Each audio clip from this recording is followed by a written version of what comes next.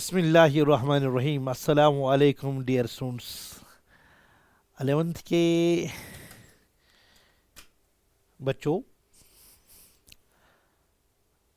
आपके लिए जो कोर्स हम लॉन्च किए हुए हैं that's fast track revision course, ये बोर्ड्स के लिए है। इसमें 11th का पहला लेक्चर है और फिजिक्स का भी पहला लेक्चर है। तो आपका स्वागत फिजिक्स से करते हैं, unit number 1 units and measurement से। तो यहाँ जो यूनिट्स होंगे वो as per your board syllabus ने जैसे डिवाइड किए यूनिट्स वैसे ही है। और नंबर सेकंड, इस यूनिट से आपके 5 मार्क्स पूछे जाते हैं और इन लेक्चर्स में ये पर यूनिट एक लेक्चर होगा और एक लेक्चर में एक यूनिट कंप्लीट होने वाला है और उसमें सिर्फ इंपॉर्टेंट क्वेश्चन डिस्कस नहीं होंगे बल्कि पूरा बोर्ड का सिलेबस डिस्कस हो रहा है। नंबर सेकंड बात, चूंकि टाइम लिमिटेड है तो और ये प्योरली बोर्ड्स ओरिएंटेड है और टारगेटेड जोन में ज़्यादा रखने के लिए हम यहाँ पे डिस्कशन में ज़्यादा नहीं जाएंगे, बिल्कुल to the point board perspective हम इन चीज़ों को पढ़ेंगे और यही नोट्स आप बोर्ड्स में एज इफ डायरेक्टली लिखोगे, ठीक है ना। और यहाँ हम एक बात मैं आपके साथ शेयर कर लूँ, पहले इन्फॉर्मेशन शेयर करूँ। जो इन लेक्चर्स के पीडीएफ नोट्स है उसके लिए आप इस क्यूआर कोड को स्कैन कर सकते हैं या यहाँ लिंक दी हुई है टेलीग्राम चैनल पे, जिस चैनल पे हमें लेक्चर्स और इसके पीडीएफ नोट्स शेयर करते हैं। आप इसे क्लिक करके इस लिंक पे क्लिक करके उस टेलीग्राम ग्रुप में ऐड हो सकते हैं।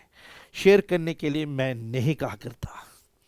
चलो आगे जाते हैं, स्टार्ट करते हैं इस यूनिट को। अच्छा, इस यूनिट को स्टार्ट करने से पहले थोड़ा इस यूनिट का रोड मैप बताता हूँ।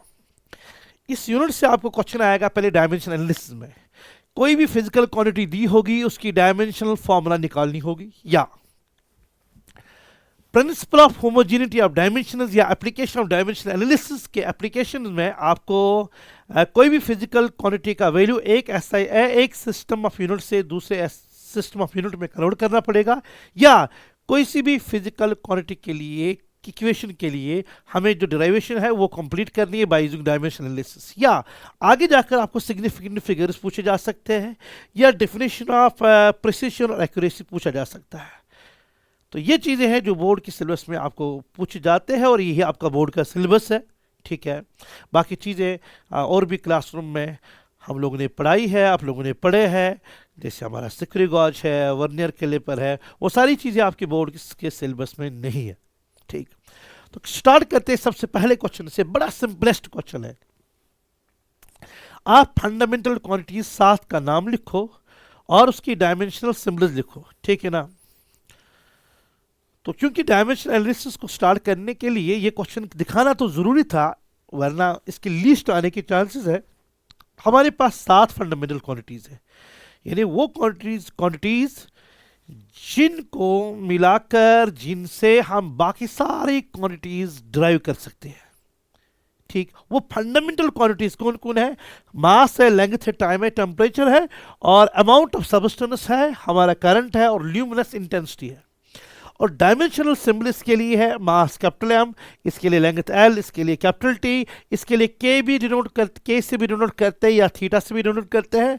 और यहाँ इसके डायमेंशन मोल लिखा जाता है इस तरह, यहाँ एम्पियर ए लिखा जाता है इस तरह, यहाँ ल्यूमिनस इंटेंसिटी को जे सिंबल से डिनोट करते हैं। हाँ, सिंबल जो इसका है वो कैंडला है, सीरी कैंडला, ठीक, इसका यूनिट है कैंडला। लेकिन डायमेंशनल सिंबल जो इसका है वो जे के साथ ऐसे रिप्रेजेंट हम इसको करते हैं। तो क्वेश्चन सेकंड पे जाते हैं। हमें डायमेंशनल फॉर्मूले लिखने हैं बहुत सारे फिजिकल क्वांटिटीज के। मैंने इसको डिवाइड किया है मैकेनिक्स में, काइनेमेटिक्स से लेकर रोटेशन तक जितने भी फिजिकल क्वांटिटीज है उसको मैंने क्वेश्चन नंबर 2 के हेडिंग में डाला है। फिर ग्रेविटेशन से लेकर वेव्स तक जितने भी क्वांटिटीज है उसको मैं क्वेश्चन नंबर 2 में डाला है, क्वेश्चन नंबर 3 में डाला है। तो सबसे पहले वेलोसिटी का डायमेंशन निकालना है। देखिएगा वेलोसिटी के डायमेंशन कैसे निकाले जाते हैं। देखो, वेलोसिटी होता है बराबर डिस्प्लेसमेंट बाय टाइम। देखो, डिस्प्लेसमेंट तो लेंथ है, डिस्टेंस भी लेंथ है और लेंथ का एल है, टाइम का टी, तो वो जाएगा एल, टी ऊपर जाएगा -1। इसको ऐसे लिखा जाएगा, ऐसे, मास तो आता नहीं तो मास के बदले ऊपर पावर 1, ऊपर पावर 0, तो लेंथ अकेला एल लिखो या एल का पावर 1 एक ही बात है, और टी रेज पावर -1। ये डायमेंशनल फॉर्मूला है वेलोसिटी की। अब एक्सेलरेशन की, एक्सेलरेशन जो है वह है change in velocity by time. देखो चेंज इन वेलोसिटी के वही डायमेंशंस होंगे जो वेलोसिटी के है, और वेलोसिटी के डायमेंशन अभी आपने देखे एल टी -1। अब टाइम का और है टी, टी ऊपर जाएगा तो ये -2 बनेगा, एम तो रहा नहीं तो एम का power 0, L T -2। Force, force के लिए आप कोई आपके पास जो फॉर्मूला होती है वो है M into A, mass into acceleration. देखो एम तो है एम ही, ए का है एल टी -2, बिकॉज यहाँ एम 0 था तो एल टी -2, और इसका एम आएगा तो एम एल टी -2। देखो ये तीन जो क्वांटिटीज है इनका तो मेरी एडवाइस है आपको ये याद रखो क्विक, ताकि आप आगे वाले बहुत क्विकली कर पाओगे। जैसे आपने वेलोसिटी याद रखा L T -1, acceleration L T -2, force M into A, mass into acceleration है एम एल टी -2। इससे ना आप बाकी चीजें बहुत क्विकली निकाल सकते हैं। देखिए कैसे, आपको प्रेशर निकालना है। जो प्रेशर होता है वो होता है बराबर फोर्स अपॉन एरिया। फोर्स का भी आपने निकाला एम एल टी -2, एरिया का आएगा एल स्क्वायर, एक एल कट होगा, एक एल ऊपर जाएगा तो एल का पावर -1 बनेगा, और टी -2। तो ये प्रेशर की डायमेंशनल फॉर्मूला है। इसके बाद लीनियर मोमेंटम, लीनियर मोमेंटम होता है मास इंटू वेलोसिटी। मास का है एम, वेलोसिटी का है एल टी -1। यही तो मैं बोल रहा था, इनको याद रखो पहले तीन को, तो होगी इसकी डायमेंशनल फॉर्मूला। एंगुलर मोमेंटम के लिए कोई भी फॉर्मूला जो आपको याद होगा वो है एम वी आर, ये फॉर्मूला आपको याद है, ठीक है। और angular momentum M V R, देखो ना कोई भी क्वांटिटी के लिए बेसिक फॉर्मूला याद रखना पहले जरूरी है। और इनिशियली जब आपने 11th में पढ़ा होगा, हो सकता है उस टाइम आपको याद ना भी रहे होंगे, फिर थ्रू आउट जब आपने 11th का कोर्स पढ़ा आप हर एक फिजिकल क्वांटिटी से वाकिफ हुए होंगे। तो आज इनकी डायमेंशनल फॉर्मूला निकालना तो आसान बहुत है, ठीक है ना। तो एंगुलर मोमेंटम है एम वी आर, एम है मास तो आएगा एम, वेलोसिटी आएगा एल टी -1, और आर तो अगेन लेंथ है तो इट्स एल, तो वो बनेगा एम, फिर चढ़ेगा एल स्क्वायर, फिर टी रेस पर -1। ये एंगुलर मोमेंटम क्या है। इसके बाद जरा देखिए इंपल्स। देखो force, large force acting for small time, impulse को हम लिखते हैं एफ इंटू डेल्टा टी, ठीक। और फोर्स का पता है एम एल टी -2, अभी तो बार बार कर रहे हैं, डेल्टा टी हो गया चेंज इन टाइम, वो तो टी ही आएगा, तो वह आएगा एम एल टी -1 रहेगा यहां। तो इसकी डायमेंशन फॉर्मूला कंप्लीट हुई। वर्क या एनर्जी, इन दो की डायमेंशन सेम है, ठीक। देखो सर्दी बहुत ज्यादा है, चले कलान की रातें हैं,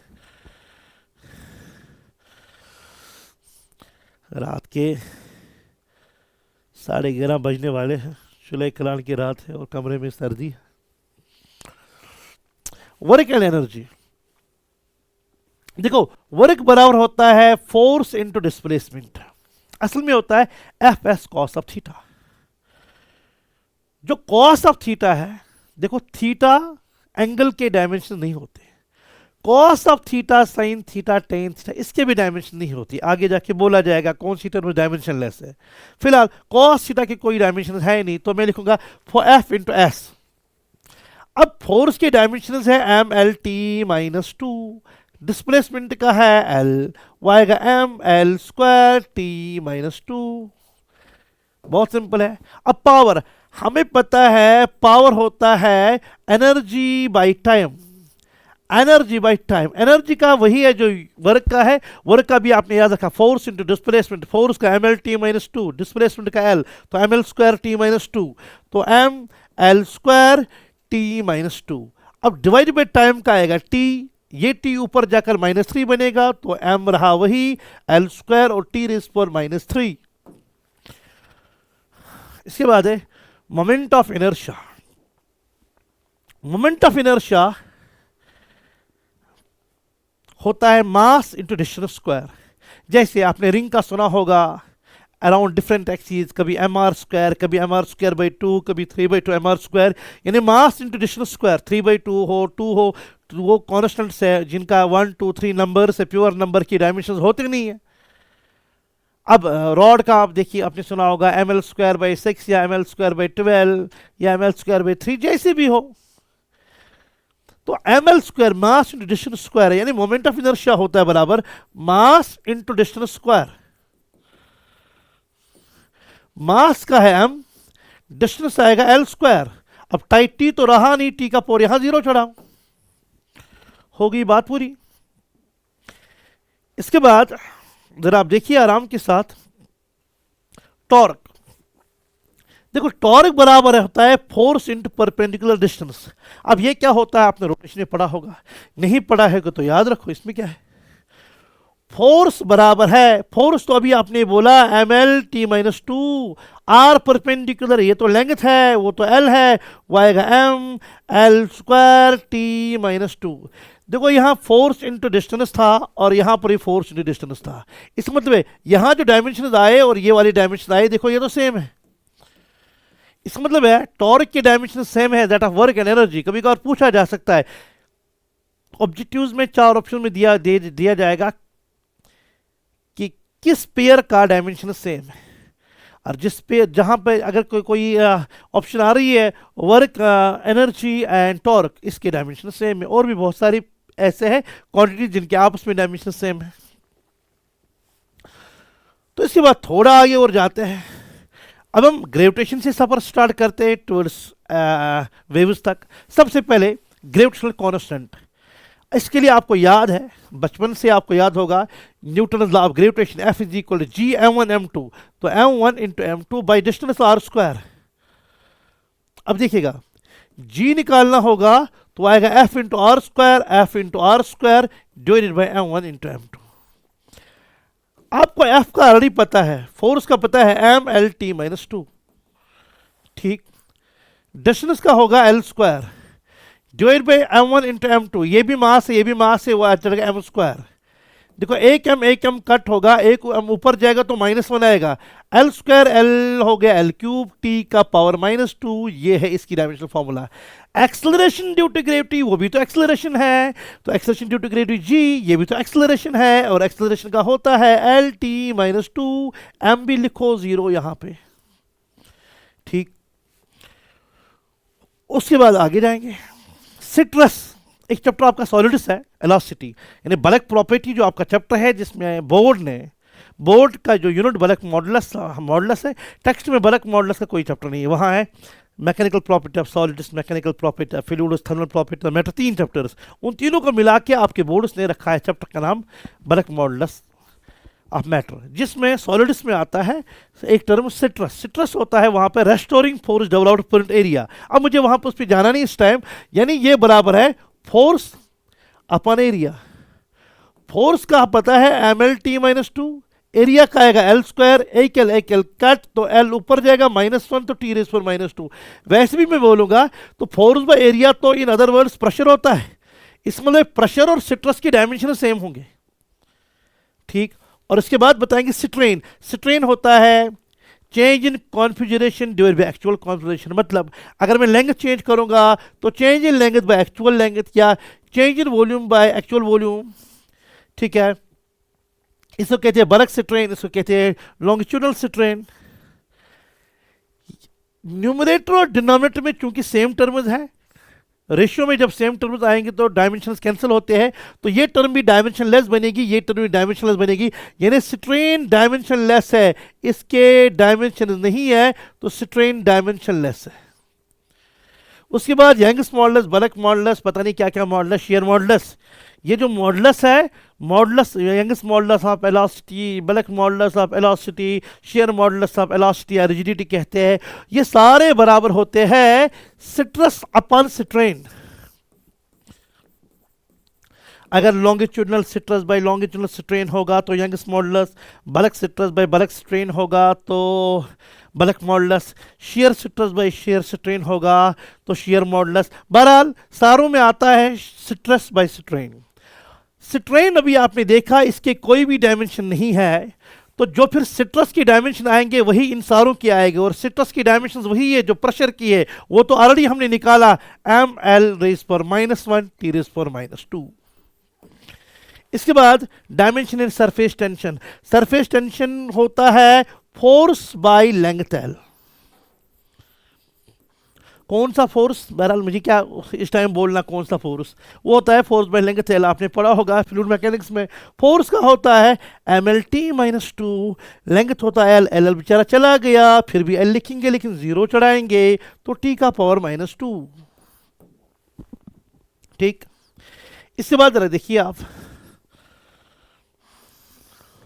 गैस कांस्टेंट, कोई फॉर्मूला जहां आप जिसमें आर यानी गैस कांस्टेंट आता है, हाँ सर हमें याद है, PV is equal N R T. जो हमारे पास आर आएगा वो आएगा PV/NT। प्रेशर का हमें पता है, वॉल्यूम का आएगा L³ पता है, तो टेम्परेचर का पता है थीटा, और नंबर ऑफ मोल्स का पता है मोल। या आप इन दो का अलग अलग क्यों निकालोगे, प्रेशर एंड वॉल्यूम के डायमेंशन वही है जो वर्क है, because pressure to volume is work. ठीक है, आपने सुना work done is equal integration of, या कभी कभार work done is equal P into delta V, यानी प्रेशर एंड वॉल्यूम के जो यूनिट्स है वो वर्क के है, और वर्क का आपको पता है force into distance, force ml t -2, distance है LM तो ml² t -2, तो ml² t -2, number of moles का आएगा यहाँ मोल, इसका आएगा थीटा, तो वो बनेगा m रहेगा वही, L² रहेगा वही, t का पावर -2 यही, थीटा भी ऊपर जाएगा -1, तो मोल का भी पावर चढ़ेगा -1। तो ये तो है हमारे पास गैस कांस्टेंट। अब बोल्ट्जमैन कांस्टेंट, बोल्ट्जमैन कांस्टेंट मैं गैस कांस्टेंट से भी निकाल सकता हूं, बिकॉज गैस कांस्टेंट को डिवाइड करेंगे एवोगैड्रो नंबर वहां से भी निकलेगा। या आपने सुना होगा एनर्जी बराबर होता है 3/2 kT। सर ये एनर्जी नहीं है, एनर्जी पर मोल पर मॉलिक्यूल है। बहरहाल एनर्जी पर मॉलिक्यूल तो एनर्जी है।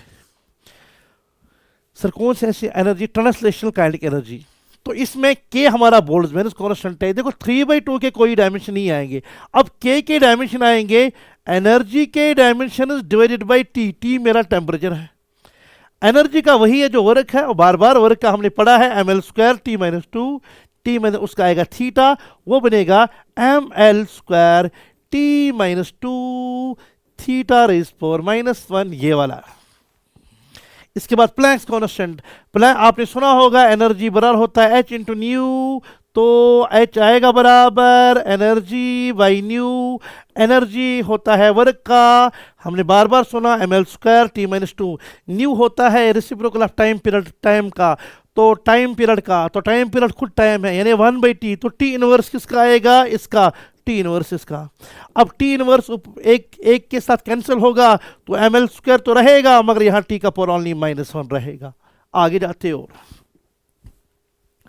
इसके बाद मेरे पास स्टेफेन्स कांस्टेंट है। देखो कोई भी बॉडी जो टेम्परेचर टी पे होगी वो एनर्जी जो इमिट करती है पर unit time per unit area वो बराबर है सिग्मा टी रेज़ पर 4। टी मेरा यहां टेम्परेचर है, स्टेफेन्स लॉ कहलाता है थर्मल प्रॉपर्टी ऑफ मैटर में, रेडिएशन पार्ट में, ये लॉ आपने पढ़ा होगा या पढ़ोगे, ठीक है ना। तो हमारे पास जो एनर्जी रखोगे उधर ही, डिवाइड करोगे टाइम अपना ही, डिवाइड करोगे एरिया अपना ही, तो ये टेम्परेचर यहां आएगा, तो टेम्परेचर का पावर फोर्स यहां आएगा, वो तो रहेगा स्टेफेन्स कांस्टेंट का। अब देखिए सिग्मा का क्या आएगा, एनर्जी का आता है ml² t -2, बहुत अच्छा, टाइम का आता है t, एरिया का आता है L², इसका आता है थीटा या k रेज़ पर 4। अब देखिएगा क्या आएगा, m तो m ही रहा, L² बेचारा खत्म हुआ, L का पावर 0, तो t ऊपर जाएगा -1, आरडी तो -2 है, तो t रेज़ पर -3, थीटा रेज़ पर -4। ये डायमेंशनल फॉर्मूला है स्टेफेन्स कांस्टेंट का। अब देखिए वीन्स कांस्टेंट, एक लॉ है वीन्स डिस्प्लेसमेंट लॉ, वो कहता है lambda maximum is equal to Wien's constant b by temperature t, ये टेम्परेचर t है। अब ये लॉ कहता क्या है, मुझे इस टाइम बोलना क्या है, फॉर्मूला तो लास्ट में ये जो लॉ है ना, ये उस लॉ का मैथमेटिकल वर्जन है, तो मुझे निकालना है b के डायमेंशन, तो बी आएंगे बराबर lambda max into temperature T. अब लैम्डा मैक्स क्या है? वेवलेंथ का मैक्सिमम वैल्यू भी तो वेवलेंथ ही है ना, वेवलेंथ तो बहरहाल लेंथ है तो एल आएगा। तो ये टी यहाँ टाइम नहीं है, टेम्परेचर है, तो आएगा थीटा। अब मास बेचारा इसको रहेंगे जीरो, अब टी भी चढ़ाएंगे, अब रहा एल इंटू थीटा। तो लिखने का अंदाज ऐसे है, एम जीरो, एल का पावर 1 है, टी का पावर 0 है, थीटा थीटा है, ऐसे। ठीक, यानी यहां खाली एल बचा और थीटा बचा, या इसको 1 भी और 1 भी लिख सकते हैं, इस तरह भी। अब थर्मल कंडक्टिविटी देखो, हमारे पास फॉर्मूला एक है कि अगर हमारे पास एक कंडक्टर होता है, सर ठीक है कंडक्टर होता है, तो क्या हुआ, जिसका area of cross section A होगा, जिसकी लेंथ एल होगी, जिसका टेम्परेचर यहां हायर टेम्परेचर हो, यहां लोअर टेम्परेचर हो, यानी इन दो एंड्स के थ्रू हमारा टेम्परेचर डिफरेंस जो है वो है डेल्टा टी। इससे क्या होगा, यहां पर हो जाएगी हीट फ्लो। सर कहां से कहां? Higher temperature to lower temperature. Heat flowing per unit time, heat flowing per unit time जिसको हम थर्मल करंट भी कहते हैं, वो बराबर है के, व्हाट इज के? Thermal conductivity multiply by area into temperature difference by length between the two and, distance between the two ends. यानी क्यों जो है वो हीट है, हीट क्या है? एनर्जी, और एनर्जी का क्या है? वर्क का। वर्क का आता है M L T, M L square T minus two. ये तो टी है टाइम, तो आएगा टी। के का निकालना है, रखो ऐसे, इसका आएगा L square. Delta T change in temperature का आएगा टेम्परेचर ही, वो तो है थीटा। एल जो है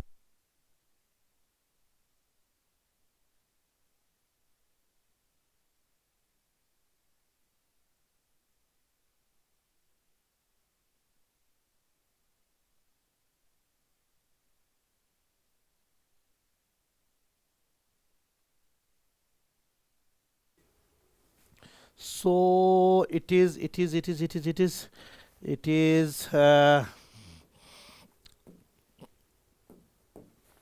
देखो यहां पे एल स्क्वायर कट हो गया, के को अपनी जगह रहने दो, रखा हमने। एम तो यहां पर है ही, एल यहां जाएगा, एल स्क्वायर कैंसिल हो चुका, तो एल एक बचेगा। अब टी यहां है, यहां -2 है, तो ऊपर जाकर टी रेस पर -3 बचेगा। अब ये थीटा डिवाइड होगा, तो फिर थीटा ऊपर जाएगा, तो थीटा पावर -1 आएगा। तो ये डायमेंशनल फॉर्मूला इसकी कंप्लीट होगी। इसके बाद एंगुलर फ्रीक्वेंसी देखो, एंगुलर फ्रीक्वेंसी ओमेगा से डिनोट करते हैं 2 पाई बाय कैपिटल टी होता है।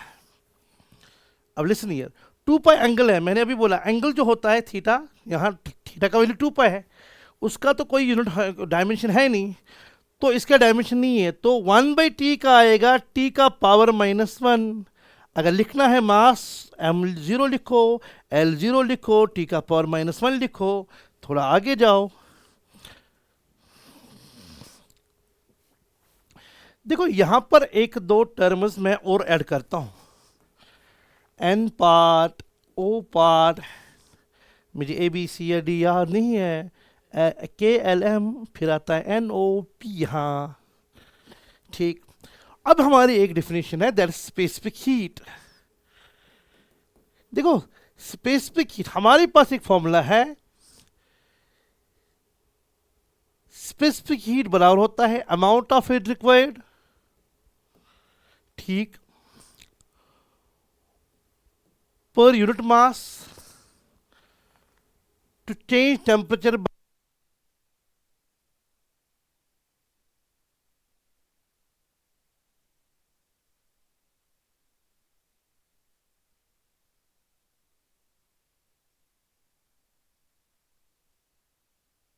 और आप देखिएगा अच्छी तरह से,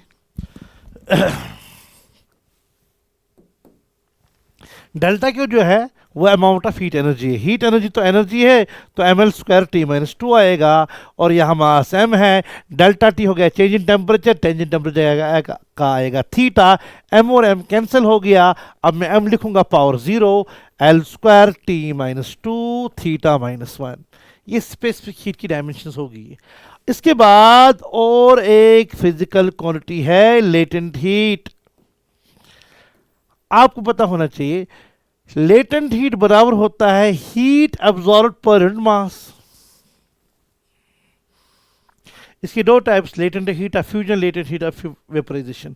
मुझे डिटेल में नहीं जाना है। That's heat by mass, formula इसके लिए। हीट तो एनर्जी है, तो वो ml² T-2 आएगा, मास m आएगा, m और m कैंसिल होगा, तो m का पावर 0 चढ़ाएंगे, L² T-2। अब लास्ट में हमारे पास वेव वेक्टर है, ठीक, या प्रोपेगेशन वेक्टर। वेव वेक्टर का दूसरा नाम है प्रोपेगेशन वेक्टर, या इसका तीसरा नाम है एंगुलर वेव नंबर के। वेव्स में आपने पढ़ा होगा वो 2π/λ होता है, ठीक है। जहां पर वेव्स चल रहे हैं अभी, वो वेव्स में इसको पढ़ेंगे। अब 2π जो एंगल है इसका कोई डायमेंशन नहीं होता है, लैम्डा का होता है मीटर, ये तो लेंथ है, सॉरी ऐसा यूनिट तो मीटर है, मतलब एल लैम्डा जो है वो तो लेंथ है। लेंथ तो ऊपर जाएगा, वो लेंथ इनवर्स आएगा, यानी वो आएगा मास 0 लेंथ -1 T0। तो ये रही इसकी डायमेंशनल फॉर्मूले, ठीक है ना। तो नेक्स्ट क्वेश्चन पे चले जाते हैं, जो कहता है what is principle of homogeneity, what does this principle say. Principle of homogeneity of dimensions क्या कहता है? देखिए ये क्या कहता है, कोई भी मैथमेटिकल रिलेशन होगी, उस मैथमेटिकल रिलेशन में हर एक टर्म की डायमेंशन जो होंगे वो सेम होंगे। यानी मैं पहले लिखूंगा in a mathematical relation,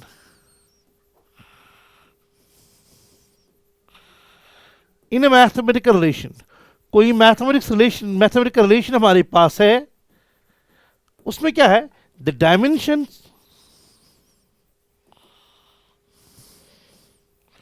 of all terms, जितने भी टर्म्स है, the dimensions are same, the dimensions of all terms are same. यानी अगर मेरे पास कोई मैथमेटिकल इक्वेशन है a = b + c, या दूसरी इक्वेशन है a = b × c + d, तो ये प्रिंसिपल कहता है जो डायमेंशन a का है वही डायमेंशन b का है, वही डायमेंशन c का है, यानी इन तीनों के जो डायमेंशंस होंगे वो सेम होंगे। यहां पर जो a के डायमेंशन है, ये एक टर्म है, ये एक टर्म है, ये एक टर्म है, हर एक टर्म के डायमेंशन सेम है। अच्छा, a अलग टर्म है, b अलग टर्म नहीं है, b × c वन टर्म है, और d अलग टर्म है। ये तीन टर्म्स जो है, इन तीनों के, इसके, इसके और इसके, इनके भी डायमेंशन सेम होंगे। बोर्ड्स में बड़ा फेमस क्वेश्चन है what is principle of homogeneity, और बोर्ड्स में इसके साथ और लाइन पूछते हैं वो, using this principle derive an expression for a physical quantity। For example आपको कोई फिजिकल रिलेशनशिप कोई डिराइव करनी है, लेट फेमस डिराइवेशन है time period of simple pendulum, वो हम लेकिन थोड़ा आगे जाएंगे as an application of dimension analysis. देखिए आराम के साथ तुरंत हम उसी पे आते हैं, discuss application of dimension analysis. Dimension analysis की क्या एप्लीकेशंस है? दो फेमस एप्लीकेशंस है। आप किसी भी फिजिकल क्वांटिटी को वन सिस्टम ऑफ यूनिट से another system of units convert कर सकते हो, और दूसरा to derive a physical relation, physical कोई भी हमारे पास फिजिकल रिलेशनशिप होगी, हमारे पास किसी भी फिजिकल क्वांटिटी की रिलेशनशिप होगी, वो हम डिराइव कर सकते हैं, कोई भी फिजिकल इक्वेशन हम डिराइव कर सकते हैं। तो सबसे पहले conversion of physical quantity from one system to another system, इसके लिए मैं दो एग्जांपल्स फेमस कोट करूंगा। एक एग्जांपल में कोट करूंगा कन्वर्जन ऑफ 1 न्यूटन इंटू डाइनस। देखिएगा, न्यूटन हो या डाइन हो, ये फोर्स का ऐसा यूनिट है और ये फोर्स का सीरियस यूनिट है। हमें बताना है 1 न्यूटन फोर्स कितने डाइनस है, यानी फोर्स यहां फिजिकल क्वांटिटी है, इसको हम एक सिस्टम ऑफ यूनिट से दूसरे सिस्टम ऑफ यूनिट्स में कन्वर्ट कर रहे हैं। तो प्रोसीजर जरा सुनिए क्या है इसके लिए। इसके लिए आप एक इक्वेशन यूज करोगे, n1u1 is equal to n2u2, where n1 is numerical value of a physical quantity, numerical value of physical quantity in system 1, यानी फिजिकल सिस्टम और सिस्टम ऑफ यूनिट्स 1 में। What is n2? n2 आएगा बिल्कुल इसी तरह से numerical value of A physical quantity in system 2, अच्छा, what is U1? U1 है unit in system one. What is U2? U2 है यूनिट इन सिस्टम टू। देखिए यहां पर कैसे ये वाला फॉर्मेट यूज करके हम इसको इसमें कन्वर्ट करेंगे। ठीक है, देखो क्या करना है, यहां से हमें N2 आएगा, N2 बराबर है N1, फिर U1 बाई U2। अब देखिएगा अच्छी तरह से, यहां लिखो N1, N2 is equal N1, U1 को लिखा करो ऐसे, M1 डिवाइड किया करो M2। देखो U1 यहां U2, पहले mass M1 mass M2 whole power A, length L1 length L2 whole power B time T1 time T2 whole power C। अब मैं बताऊंगा ये पहले पावर A B और C कैसे डिसाइड करते हैं। देखो फोर्स की डायमेंशनल फॉर्मूला जो है वो है M(L(T)-2, यानी M का पावर जो A है, A का वैल्यू 1 है, L का पावर जो B है, B का वैल्यू 1 है, और T का पावर C है, C का पावर है -2। पहले आप इसके वैल्यू डालो यहां पर, यहां तक तो अभी बेसिक फॉर्मूला थी। अब मैं यहां पे इसको अप्लाई करता हूं, 1 न्यूटन को डायनेमिक्स में कन्वर्ट करता हूं। मुझे यूनिट, न्यूटन किसका यूनिट है, या डायनेमिक्स किसका यूनिट है, फोर्स का है। फोर्स में A का वैल्यू कितना आ रहा है, A का वैल्यू हमें आ रहा है 1, B का वैल्यू हमें आ रहा है 1, C का वैल्यू हमें आ रहा है -2 यहां। ठीक है, N2 हो गए कितने डाइन्स, वही तो हमें बोलना है, हमें N2 का वैल्यू निकालना है। N1 numerical value in system 1 that is 1 Newton, that उसका वैल्यू था 1 यहां। अच्छा, पहले सिस्टम में, पहला सिस्टम कौन मैंने लिया, SI। SI में मास का यूनिट क्या है, दैट इज kg, और यहां पे क्या है, यहां है ग्राम्स रेज पावर 1। पहले सिस्टम में SI में लेंथ किस में, मीटर में, और यहां किस में, 2 में, सेंटीमीटर में, रेज पावर 1। यहां टाइम सेकंड्स में होता है SI में, और CGS में सेकंड में -2। अब देखो सेकंड और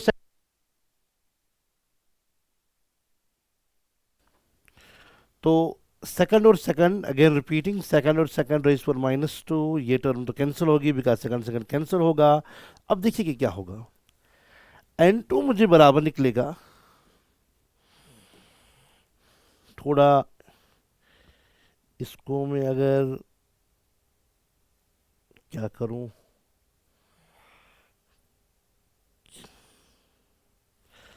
देखिए यहां पे N2 इज इक्वल टू 1, देखिए यहां पे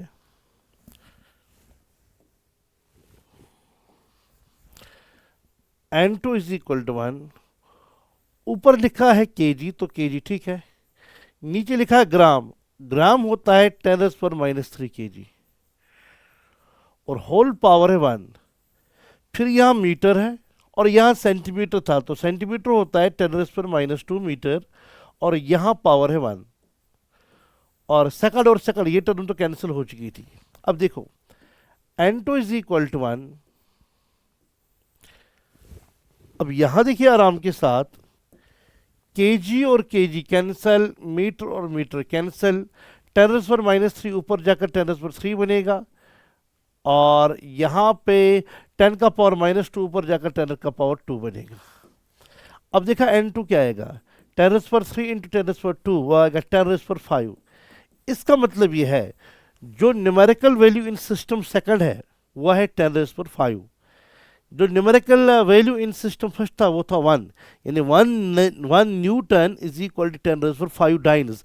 दैट, इसका मतलब ये है वह 1 न्यूटन बराबर है 10⁻5 डाइन्स। तो ये पहली एग्जांपल मैंने कोट की, converting a physical quantity from one system of units to another. ठीक है ना, और एक एग्जांपल में यहाँ पे, इसके लिए पहली एग्जांपल मैंने कोट की, अब दूसरी एग्जांपल भी कोट कर लूंगा। दूसरी एग्जांपल हम लेंगे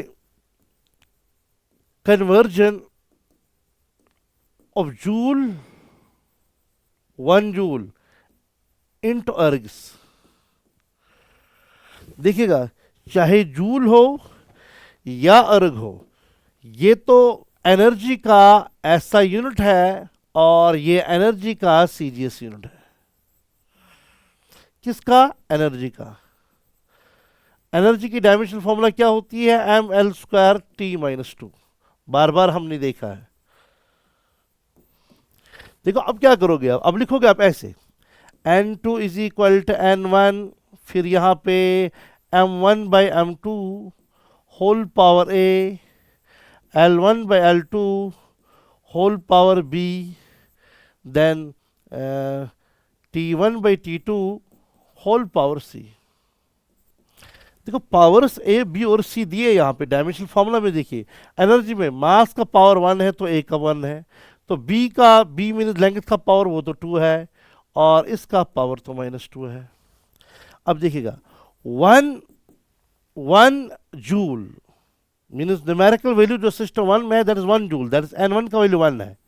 यहाँ पे केजी है, यहाँ पे ग्राम है, whole raise for 1, length metre है, ये यहाँ पे सेंटीमीटर है, होल रेज पावर 2 ऊपर। अब तो यहाँ भी सेकंड है और यहाँ भी सेकंड है, ठीक, बिकॉज दोनों सिस्टम्स में एसआई हो या सीजीएस, दोनों सिस्टम्स में टाइम सेकंड्स में मेजर होता है, और यहाँ पे पावर -2 है, तो ये टर्म कैंसिल हो जाएगी। अब देखो क्या बनेगा, n2 बराबर आएगा 1 इंटू केजी, तो केजी है डिवाइडेड बाई ग्राम आता है 10⁻² केजी। अच्छा मीटर तो मीटर है, ये होता है 10⁻² मीटर। अब देखिए n2 is equal to KG KG cancel, metre metre cancel, 10⁻²। अच्छा सॉरी, यहाँ पे तो स्क्वायर है, यहाँ पे तो पावर 2 है, ठीक। देखो 10⁻² ऊपर बनेगा तो 10⁻², 10⁻² ऊपर जाएगा, 10⁻² ऊपर जाएगा, यहाँ पे ग्राम होता है 10⁻³ तो ये बन जाएगा 10⁻3। 10⁻² ऊपर बनेगा वो अगर 10⁻², मगर ऑलरेडी यहाँ पावर 2 है तो 10⁻4। इसका मतलब है n2 इज इक्वल 10⁻7। इसका मतलब ये है कि 1 जूल इज इक्वल टू 10⁻7 अर्ग्स। ये हमने क्या किया, application of dimension analysis in converting a physical quantity from one system of units to another। अब हम क्या करेंगे, to derive the relationship of a physical quantity। अब हम इसको एक्सप्लेन करेंगे, यानी अब हम इसकी दूसरी एप्लीकेशन एक्सप्लेन करेंगे।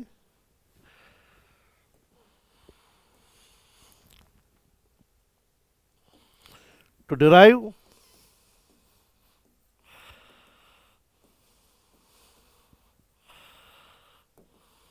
a physical equation, rather better word है, by using dimension analysis।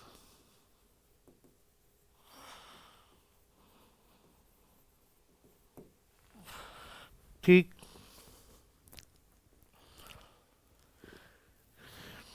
देखिए यहां पर आप कौन सा कॉन्सेप्ट यूज करते हैं, हम यूज करते हैं यहां पर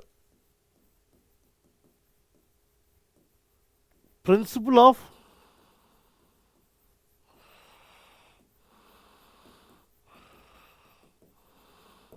होमोजेनिटी ऑफ डायमेंशन। जो मैथमेटिकल रिलेशनशिप है उसकी हर एक टर्म एलएचएस में और आरएचएस में के डायमेंशन सेम होनी चाहिए। अगर एलएचएस में एक टर्म है, आरएचएस में एक ही टर्म है, तो उन दोनों टर्म्स के डायमेंशन भी सेम होनी चाहिए। इसके लिए सबसे बेस्ट एग्जांपल जो हम लेते हैं वह है driving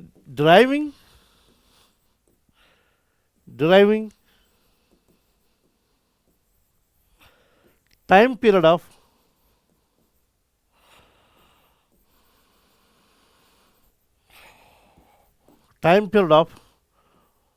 oscillations of simple pendulum। ये सबसे मोस्ट इंपॉर्टेंट डेरिवेशन है जो आपको पूछी जा सकती है वहां पे। देखो ये हमारे पास सिंपल पेंडुलम है, इस बॉब का मास m है जो इसको अटैच हमने रखा है, ठीक है। अब ये ऑसिलेट करता है इधर से इधर, इधर से इधर, जितना टाइम उसको लगा एक ऑसिलेशन को पूरी करने में, दैट्स कॉल्ड टाइम पीरियड, ठीक। अब इस पे जो एक्सेलरेशन ड्यू टू ग्रेविटी है वो नीचे है, ऑब्वियसली बात है। तो हम रफली बता सकते हैं कि टाइम पीरियड डिपेंड कर सकता है लेंथ पे, टाइम पीरियड डिपेंड कर सकता है मास पे, जो कि बाद में फिर पता चलता है मास पे डिपेंड करता नहीं।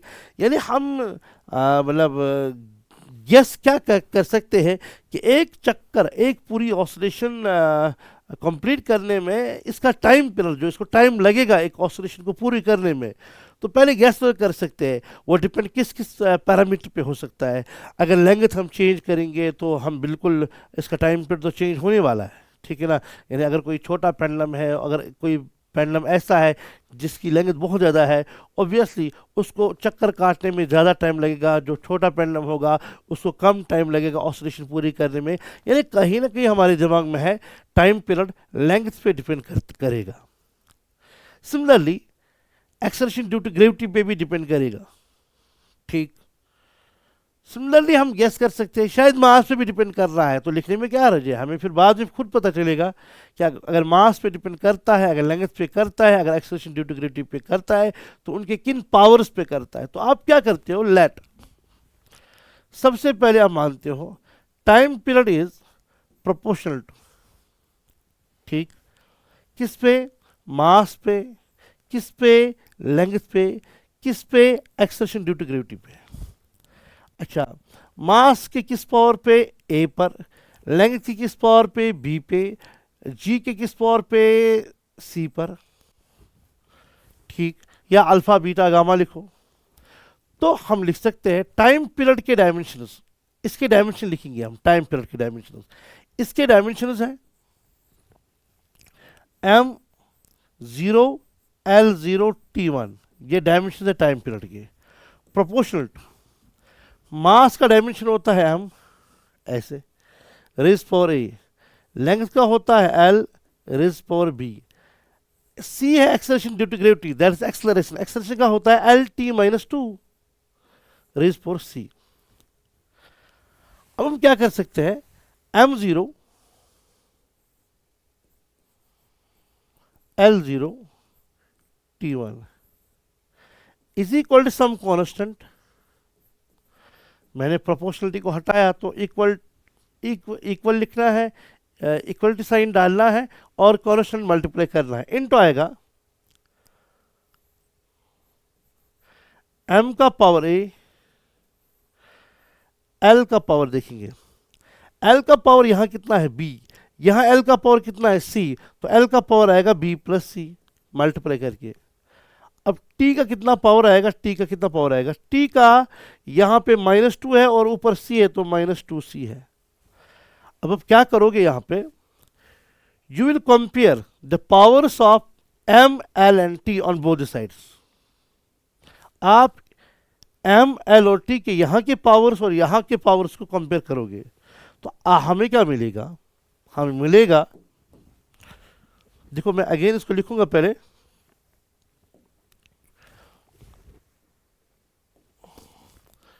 M zero L zero T is equal to constant,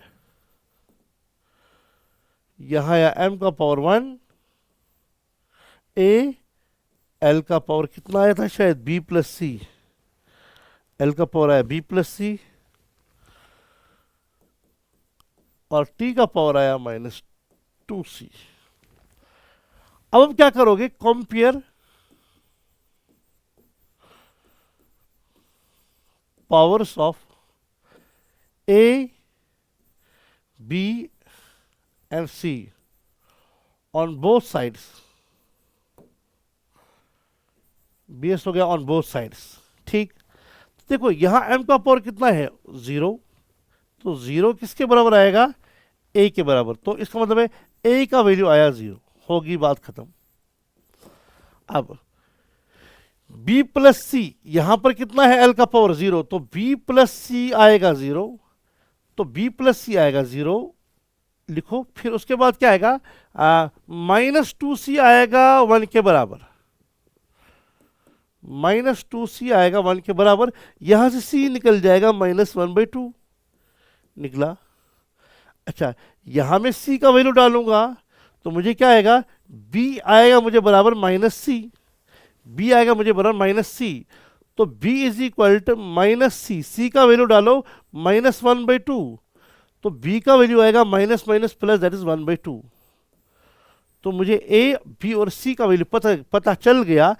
अब देखिएगा यहां पे देखिएगा, इसको मैं इक्वेशन नंबर 1 नाम रखता हूं, इक्वेशन तो है नहीं है, ये तो इक्वेशन है नहीं, तो देयरफॉर मैं लिख सकता हूं,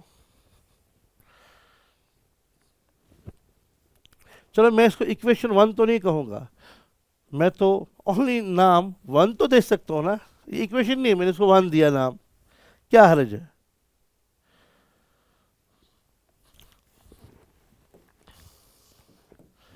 देयरफॉर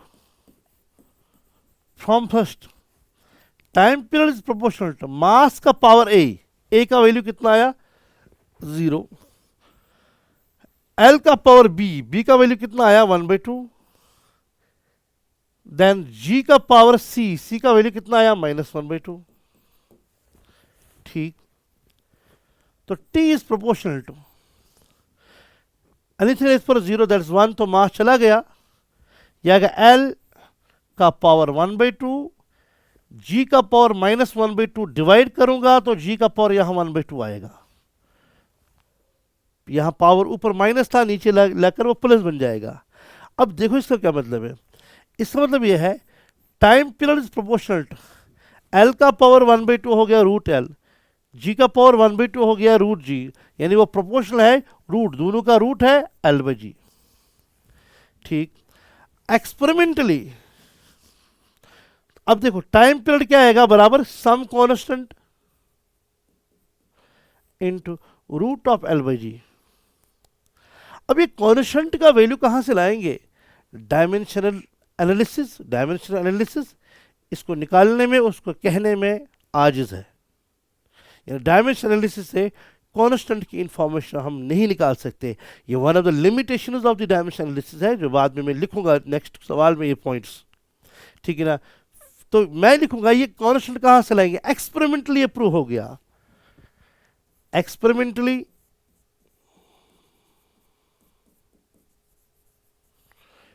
कांस्टेंट इस केस में बराबर निकला 2π, तो टाइम पीरियड आएगा आप कांस्टेंट के बदले 2π, फिर √l/g तो निकल ही गया। तो इसके साथ हमने time period of a simple pendulum के लिए एक्सप्रेशन कंप्लीट कर डाली, ठीक है ना। By using dimension analysis, repeating मैंने क्या किया, तो मुझे रिपीट करने की क्या जरूरत है, आप वापस खुद जा सकते हैं और उसको रिपीट भी, मतलब रिपीट तो क्या करना, मैंने टाइम पीरियड पहले गेस किया मास पे, लेंथ पे, जी के और पावर्स ABC, तो मैंने टाइम का लिखा, मास का लिखा, लेंथ का लिखा, एक्सलेशन ड्यू टू ग्रेविटी के डायमेंशन लिखे, फिर उनके पावर्स को मैंने कंपेयर किया, वहाँ A, B और C के वैल्यूज़ आए, वनस A, B और C के वैल्यूज़ मुझे आए, मुझे मैंने टाइम पे पीरियड प्रोपोर्शनल टू इनके वैल्यूज़ मैंने डाले ऊपर पावर्स के, तो फिर मैंने कांस्टेंट का वैल्यू एक्सपेरिमेंटरी में हम लाते हैं और लास्ट में मुझे डेरिवेशन कंप्लीट हो गई। ठीक है बात, बहुत अच्छा। नेक्स्ट क्वेश्चन पे चले जाते हैं, सम इंपॉर्टेंट पॉइंट्स, ठीक है। नंबर 1 पॉइंट, जो मेरे पास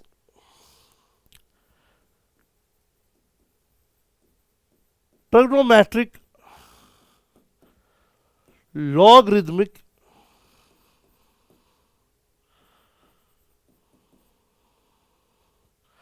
and exponential functions है,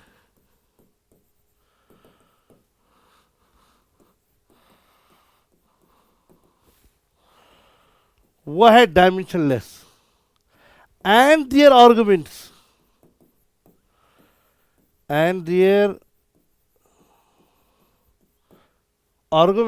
are डायमेंशनलेस। मतलब ये, अगर देखूंगा साइन ऑफ ओमेगा टी, ये ट्रिग्नोमेट्रिक फंक्शन है, ये सारी टर्म जो भी ट्रिग्नोमेट्रिक फंक्शन है इसके कोई भी डायमेंशन नहीं है, इसके डायमेंशंस कोई नहीं है, और जो इसका आर्गुमेंट मीन्स ये वाला, ये टर्म खुद डायमेंशनलेस है। ठीक, ट्रिग्नोमेट्रिक जो भी फंक्शन हो गया, एग्जाम्पल मैंने लिखा ten of omega T minus के एक्स, जो ये सारी टर्म है तो ट्रिग्नोमेट्रिक फंक्शन है। ठीक है, ये तो है डायमेंशनलेस, इसके कोई डायमेंशन नहीं है। अच्छा, जो इसका आर्गुमेंट ये है ये भी डायमेंशनलेस है। ठीक, अब अगर लिखूंगा ऐसे लॉग ऑफ ओमेगा टी, यही तो मैं कह रहा हूं, सारी टर्म जो लॉगरिथमिक फंक्शन है सारी टर्म डायमेंशनलेस है, और जो इसका आर्गुमेंट है ये भी डायमेंशनलेस है। इसी तरह exponential minus E raise power minus alpha by some T square, जो सारी टर्म है एक्सपोनेंशियल वाली सारी टर्म, ये डायमेंशनलेस, इसे कोई डायमेंशन नहीं है। और जो इसका आर्गुमेंट ऊपर है, ये इसका आर्गुमेंट है, ये भी डायमेंशनलेस है। ठीक, मैं लिखता हूं साइन थीटा, तो साइन थीटा डायमेंशनलेस है, थीटा जो इसका आर्गुमेंट है वो भी डायमेंशनलेस है। यानी पता चला थीटा जो है, थीटा उसका ऐसा यूनिट है रेडियन, ठीक है, और उसका कोई डायमेंशन है ही नहीं। यानी हमें एक पॉइंट निकल गया, कोई क्वांटिटी, ठीक है ना, जिसके यूनिट्स है उसके डायमेंशन हो भी सकते हैं और हो नहीं भी सकते हैं। एग्जाम्पल दे दो, हमारे पास फोर्स है, इसका यूनिट है न्यूटन, ये यूनिटलेस नहीं है, इसका यूनिट है और न्यूटन है, और इसके डायमेंशंस भी है। सर क्या M L T minus two, इसके यूनिट्स भी है, इसके डायमेंशंस भी है। लेकिन एंगल जो मैंने अभी लिया एंगल, वो उसका यूनिट है रेडियन, मगर उसका कोई भी डायमेंशन नहीं है। यानी कोई क्वांटिटी जिसके पास यूनिट्स है वो उसके डायमेंशन हो भी सकते हैं और हो नहीं भी सकते। अलबत्ता अलबत्ता अलबत्ता जिस क्वांटिटी के डायमेंशन होंगे उसके यूनिट्स का होना जरूरी है, वो यूनिटलेस नहीं हो सकती है। यानी पॉइंट नंबर 2,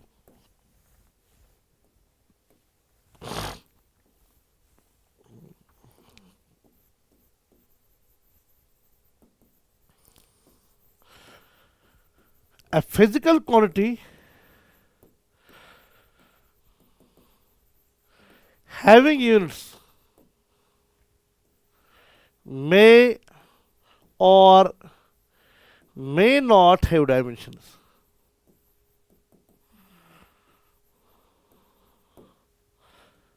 एग्जाम्पल, थीटा जो है, ये जो एंगल है, इसका यूनिट है रेडियन, मगर इसका डायमेंशन है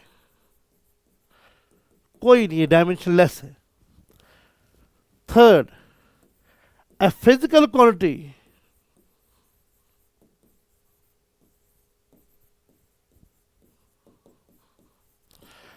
having dimensions,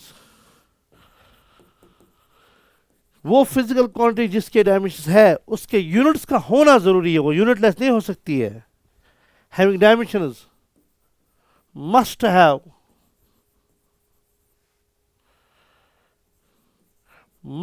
यूनिट्स।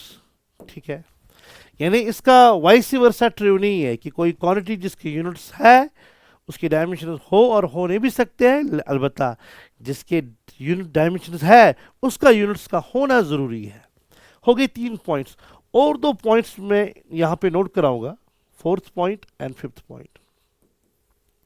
ये 2 पॉइंट्स आपको लिमिटेशंस ऑफ डायमेंशनल एनालिसिस के हेडिंग से भी बोर्ड में पूछे जा सकते हैं। यानी आपको पता है, while deriving the equation for a physical quantity, कोई भी फिजिकल इक्वेशन आप डिराइव करते हो by using dimension analysis, information of constant is not provided by dimension analysis. तो जो हमारे पास लिमिटेशन है, कमजोरी है इस डायमेंशन एनालिसिस प्रोसीजर का for deriving a physical equation, उसका ये है dimension analysis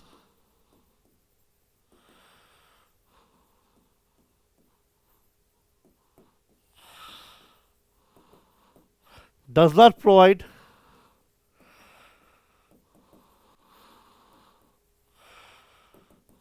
information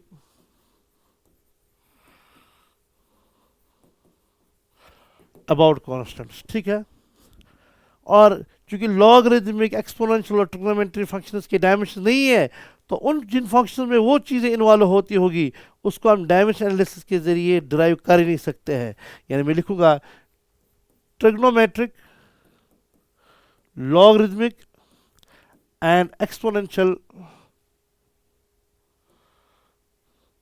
involving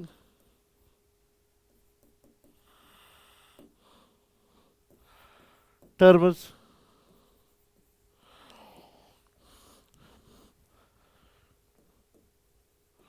those equations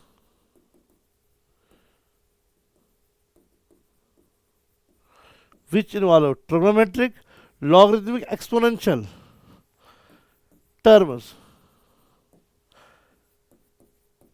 cannot be derived using dimensional analysis. Reason क्या है? क्योंकि ये तो डायमेंशन लेस होते हैं, ठीक है।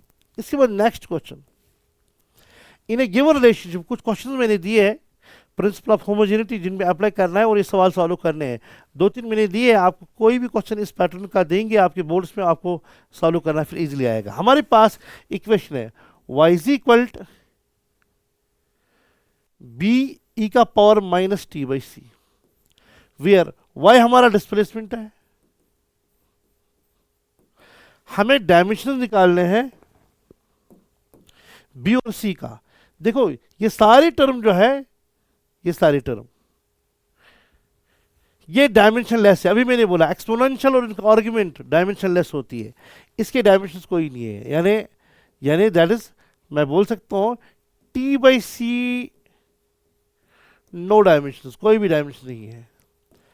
ये डायमेंशन लेस तभी बन सकती है जब सी के डायमेंशन टाइम के बराबर बनेंगे, तभी ये टर्म इसके डायमेंशन तभी कैंसिल हो जाएंगे, ठीक है ना। इसका मतलब है सी के डायमेंशन जो सी के है वो बराबर बन जाएंगे डायमेंशन टी के।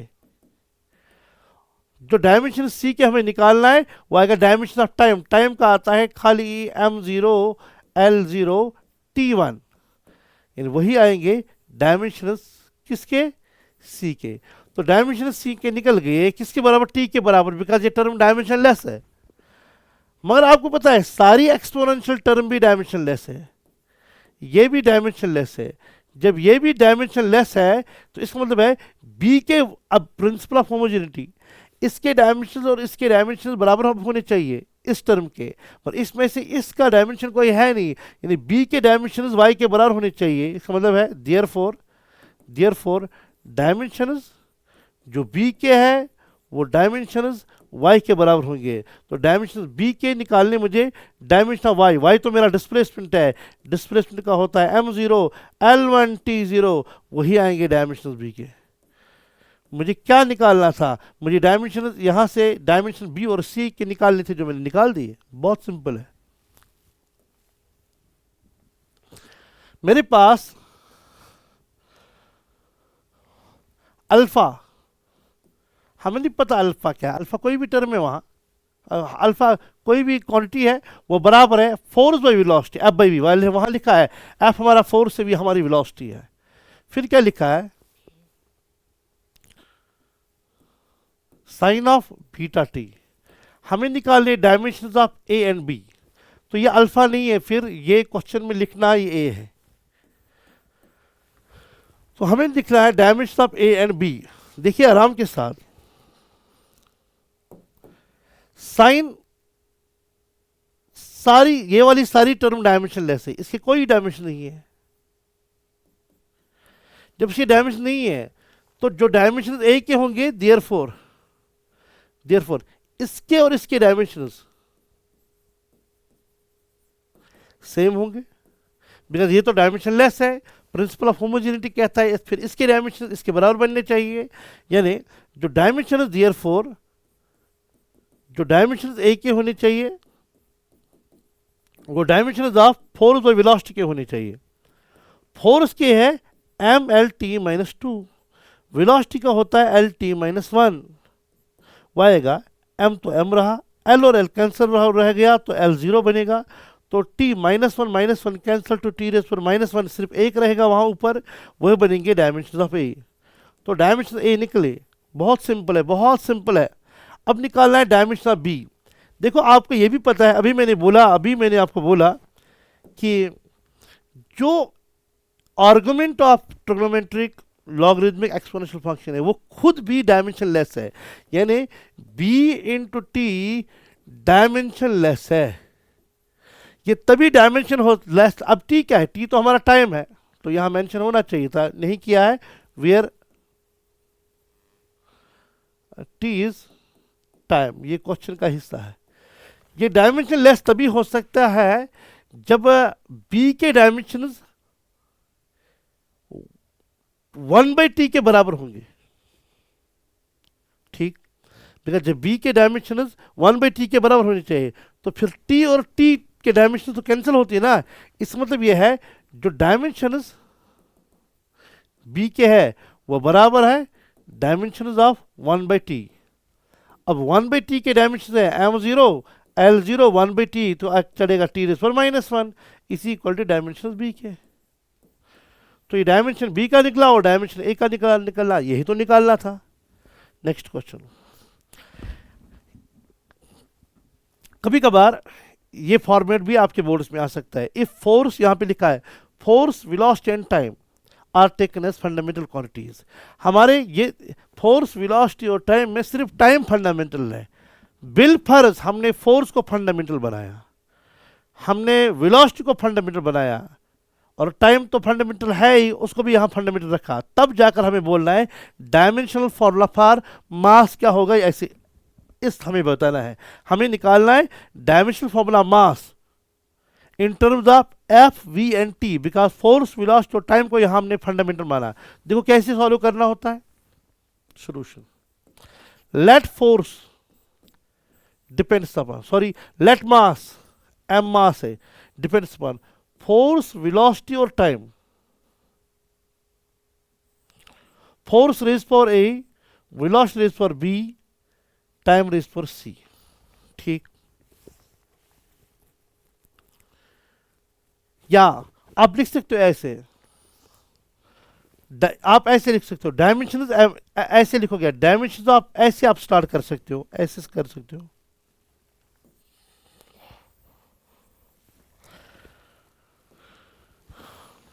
हमें किसके डायमेंशन निकालने हैं?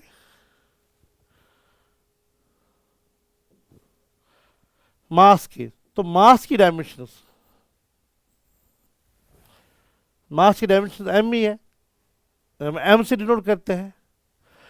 लेट वो बराबर है फोर्स के dimension raise power A, velocity की dimension, sorry force, velocity and time raise power B raise power सी,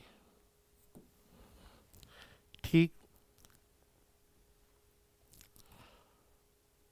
यानी हमें लिखने हैं dimension of mass in terms of force, velocity and time. अब मसला क्या है, मास की डायमेंशन ये तो एम ही है। फोर्स को हम लिख सकते हैं L T minus two, M L T minus two raise power A. Velocity को लिखेंगे L T minus one raise power B, T तो टी है तो टी रेज़ पावर सी, ठीक। मास को हम बेटर लिख सकते हैं ऐसे, M L zero T raise power zero, क्योंकि अब हम principle of homogeneity of dimension use करेंगे।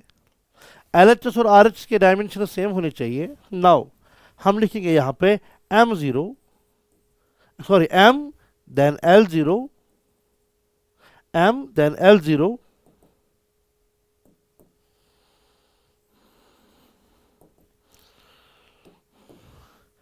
m then l zero t zero is equal.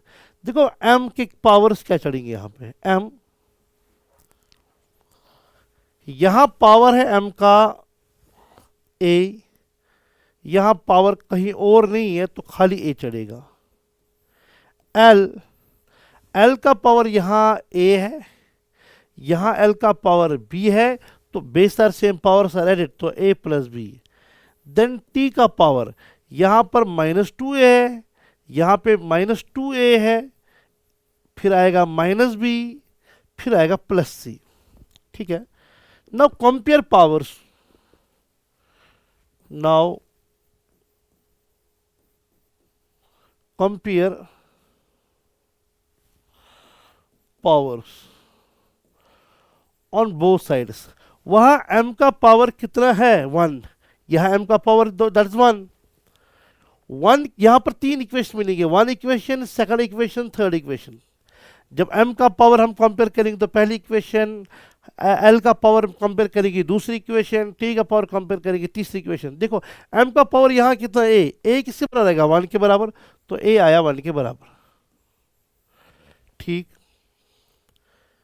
अब a प्लस बी किसके बराबर आएगा 0 के बराबर, तो a प्लस बी आएगा 0 के बराबर। तो इसका मतलब ये है कि b आएगा बराबर -a, इसका मतलब b आएगा बराबर -a का वैल्यू कितना 1, दैट्स -1, निकल गया b भी। अब तीसरी इक्वेशन कहती है -2a -2b प्लस c, इसका वैल्यू निकलता है 0 के बराबर, वो 0 के बराबर। ठीक है, अब इसका मतलब है -2, a का वैल्यू हमने निकाला, कितना निकाला हमने, a का वैल्यू 1, दैट्स -2 इंटू 1 -2, फिर b का वैल्यू कितना है -1 plus c is equal to 0, that's -2 plus 2 plus c is equal to 0। तो गड़बड़ तो नहीं हुआ, गड़बड़ तो नहीं हुआ, -2a -b, a का वैल्यू 1 है, b का वैल्यू -1 है, तो c का वैल्यू निकालेंगे। अच्छा, -2 एंड +2 कैंसिल, तो c का वैल्यू कितना निकला 0, कोई मसला है नहीं। तो इसका मतलब यह है हमने तीनों पावर्स निकाले, देयरफॉर जो डायमेंशनल फार्मूला मास की आएगी वो आएगी ऊपर f, f का पावर a था, a का वैल्यू हमने निकाला 1। ठीक, इसके बाद उसके बाद v का पावर b था, b का वैल्यू हमने निकाला -1।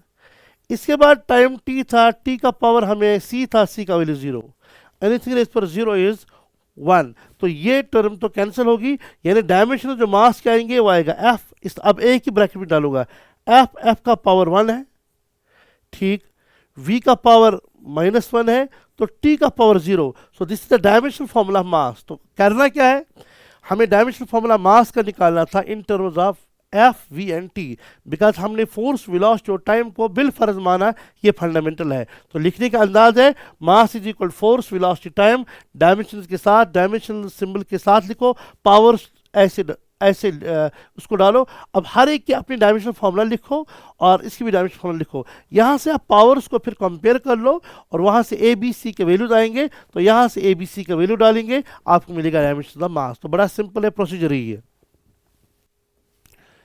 Next question, rules of writing significant figures. ठीक है ना, सिग्निफिकेंट फिगर्स को कौन से रूल्स है, और इस पर थोड़ा क्वेश्चन आ सकता है आपके बोर्ड्स में। सबसे पहला रूल देखो, हमारे पास कोई नंबर है 1 to 87 कोई नंबर है, ये सारे नॉन जीरो है, और जितने भी नॉन जीरो डिजिट्स होते हैं वो सारे सिग्निफिकेंट होते हैं। All non zero digits are significant, पहला रूल। फॉर एग्जाम्पल यहाँ कितने सिग्निफिकेंट फिगर्स है 1 2 3 4, तो सिग्निफिकेंट फिगर्स यहाँ पे 4 है। 159 नंबर है, ये सारे नॉन जीरो है, 1 भी नॉन जीरो है, 5 भी नॉन जीरो है, 9 भी नॉन जीरो है, इसमें सिग्निफिकेंट फिगर्स कितने हैं 3 है। ठीक है, अच्छा दूसरा रूल, नॉन जीरोस के बीच में जो नंबर्स नॉन जीरोस है उनके बीच में जितने भी जीरोस आएंगे वो भी सिग्निफिकेंट है। तो zeros between non zero digits are significant. Example देखो, इसमें कितने सिग्निफिकेंट फिगर्स है, पहले नॉन जीरो जो खुद होगा नॉन जीरो वो तो सिग्निफिकेंट है, 1 भी है, 4 भी है, 7 भी हो गए 3। ये जीरो दो नॉन जीरोस के बीच में है और ये जीरो दो नॉन जीरो के बीच में है, वो भी सिग्निफिकेंट है। अब 3 और 2 हो गए 5, 5 इसके सिग्निफिकेंट फिगर्स है। एग्जाम्पल, और एक एग्जाम्पल कोड करेंगे।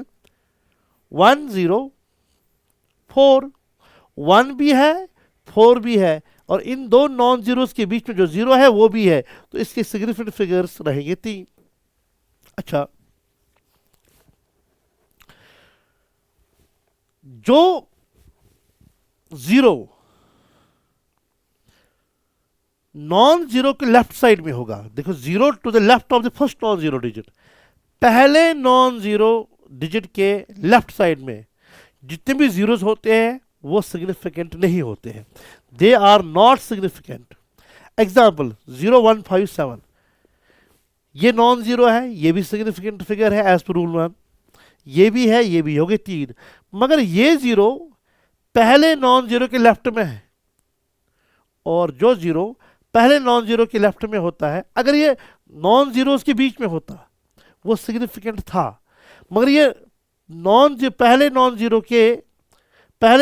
के लेफ्ट साइड में है, ठीक है ना, तो पहले नॉन जीरो के लेफ्ट में जो होगा वो सिग्निफिकेंट नहीं लिया जाता, इसलिए हम 1 2 3 ये सिग्निफिकेंट नहीं काउंट होगा, ये काउंट होगा, ये काउंट होगा, यह काउंट होगा, ठीक है ना। तो इसमें है हमारे पास 3 सिग्निफिकेंट फिगर्स, ठीक।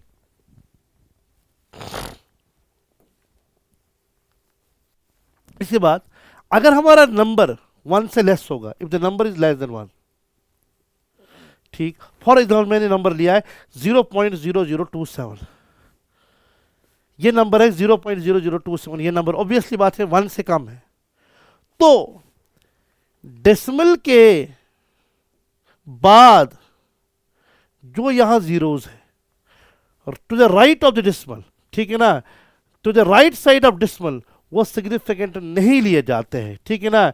And left of first non zero, देखो ये भी नॉन जीरो है, ये भी नॉन जीरो है, अगर मैं कोई जीरो यहां डालता वो सिग्निफिकेंट था बिकॉज वो नॉन जीरोस के बीच में है, मगर जब कोई नंबर लेस देन 1 होगा, जो मैंने यहां दिखाया, जो डेसिमल पॉइंट के राइट साइड और पहला नॉन जीरो 27 में से 2 है, पहला नॉन जीरो जब इधर आओगे उसके लेफ्ट में जितने भी जीरो होंगे वो सिग्निफिकेंट नहीं लिए जाएंगे, ना ही ये काउंट होगा, ना ही ये होगा, ये होगा और ये होगा, तो सिग्निफिकेंट फिगर्स कितने आए? 2, ठीक। तो अभी तक मैं रिपीट करूंगा रूल्स, जितने भी नॉन जीरोज होते हैं वो सिग्निफिकेंट है, नॉन जीरोज के बीच में जीरो जो है वो भी सिग्निफिकेंट है, हो गए 2 रूल्स। तीसरा रूल क्या था कि जो जीरोज नॉन जीरो के लेफ्ट साइड में जो जीरो आते हैं वो सिग्निफिकेंट नहीं है, और अगर नंबर लेस देन 1 होगा तो डेसिमल के राइट साइड और पहले नॉन जीरो के लेफ्ट साइड में जितने भी जीरोज है वो भी सिग्निफिकेंट नहीं है। उसके बाद अगर नंबर ऑफ ग्रेटर देन 1 होगा, देखो ये नंबर ग्रेटर देन 1 है, ठीक, then the trailing zeros, trailing zero कौन जीरो होता है? ट्रेलिंग जीरो होता है लास्ट नॉन जीरो जो होगा, लास्ट नॉन जीरो के बाद जो लास्ट में होते हैं उसको ट्रेलिंग जीरो कहते हैं। ये ट्रेलिंग जीरो है, ठीक है, ये सिग्निफिकेंट होता है, ये काउंट किया जाता है सिग्निफिकेंट। अब सिग्निफिकेंट फिगर्स यहां कितने रहेंगे? एक ग्रेटर देन नंबर है, देखो 8 भी है 7 भी है, बिकॉज नॉन जीरो है, नॉन जीरो के बीच में जो जीरो होगा वो भी है, ठीक है, और ये जीरो भी होगा। आप बोलेंगे सर अभी आपने कहा डेसिमल के राइट साइड और पहले नॉन जीरो के लेफ्ट साइड में वो सिग्निफिकेंट नहीं होता है, वो तब था ना जब नंबर लेस देन 1 था, ये तो नंबर ग्रेटर देन 1 है, तो ये भी काउंट होगा, ये भी काउंट होगा। फिर इस जीरो की बारी है, अब ये भी काउंट होगा बिकॉज ये ट्रेलिंग जीरो है। जब 1 जो है 1, जब हमारे पास नंबर 1 से ज़्यादा होगा तो ट्रेलिंग जीरोस जो है वो सिग्निफिकेंट माने जाते हैं। टोटल बनेंगे 1 2 3 4 5 6, सिग्निफिकेंट फिगर्स यहाँ बन गए 6, ठीक है। और भी 2 रूल्स हैं हमारे पास। हमारे पास जो ट्रेलिंग जीरो होते हैं इन ए नंबर विदाउट डेसिमल, देखो इस नंबर में कोई डेसिमल है नहीं, ट्रेलिंग जीरोस हम सिग्निफिकेंट मान भी सकते हैं, मान भी नहीं सकते, ठीक है ना। तो 1 तो मानना है, 8 मानना है, 5 मानना है। ये 2 जीरो हम मान भी सकते हैं और मान नहीं भी सकते हैं। अगर मानेंगे तो 5 बनेंगे, अगर नहीं मानेंगे तो 3 बनेगी। तो इसका आंसर 5 भी है, इसका आंसर 3 भी है। और अगर हम किसी नंबर को, लास्ट वाला रूल बहुत इंपॉर्टेंट है, अगर हम किसी नंबर को पावर्स में, एक्सपोनेंशियल फॉर्म में एक्सप्रेस करते हैं, तो जो उसके सिग्निफिकेंट फिगर्स होते हैं उसमें कोई फर्क पड़ता ही नहीं। एग्जाम्पल मैंने यहां दी है 11.4। देखो 11.4 में कितने सिग्निफिकेंट फिगर्स है? 1 2 3, 3 है। 11.4 को हम बता सकते हैं, हम पॉइंट को यहां भी हटा सकते हैं। जब हम पॉइंट को यहां लाएंगे तो 114 बनेगा, बट 10 का पावर -1 चढ़ाना होगा। जो पावर्स है ना ये वाले, ये तो काउंट होते नहीं है, ये सिग्निफिकेंट फिगर्स में नहीं लिए जाते हैं। तब भी है 1 2 3।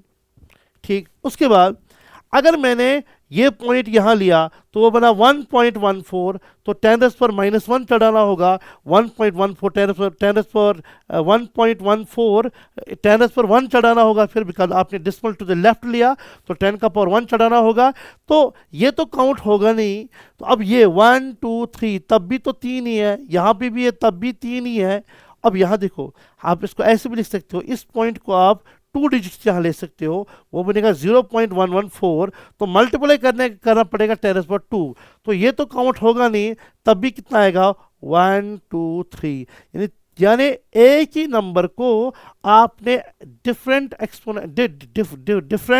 एक्सपोनेंशियल फॉर्म में लिखा, तो हुआ क्या कि सिग्निफिकेंट फिगर्स का तादाद जो है वो चेंज नहीं हुआ।